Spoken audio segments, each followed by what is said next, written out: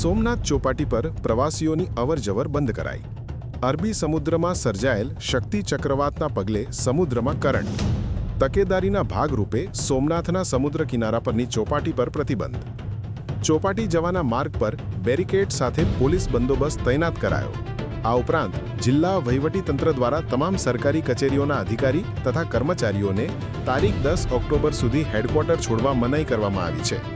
મંજૂર થયેલી રજાઓ રદ કરવામાં આવી છે તથા તાત્કાલિક ફરજ પર હાજર થવા સૂચના આપવામાં આવી છે. ફરજમાં નિષ્કાળજી કે બેદરકારી દાખવવામાં આવશે તો ડિઝાસ્ટર મેનેજમેન્ટ એક્ટ 2005 હેઠળ કડક કાર્યવાહી થશે. અરબી સમુદ્રના ઉત્તર પૂર્વ ભાગમાં ઊભો થયેલો ચક્રવાત શક્તિ હાલ પશ્ચિમ ઉત્તર પશ્ચિમ દિશામાં ગતિ કરી રહ્યો છે. આ ચક્રવાત આજે 5 મધ્ય અરબી સમુદ્ર વિસ્તારમાં પ્રવેશ કરી વધુ ગાઢ બનશે, જેના પગલે હવામાન નિષ્ણાંતોના અનુમાન મુજબ 6 અને 7 ઓક્ટોબરે ગુજરાત, ખાસ કરીને સૌરાષ્ટ્ર કિનારે આ તોફાનનો સ્પષ્ટ પ્રભાવ જોવા મળી શકે છે. સોમનાથ ચોપાટી પર સમુદ્ર કિનારા પર પ્રવાસીઓ અને લોકોની અવરજવર પ્રતિબંધ મૂકવામાં આવ્યો છે.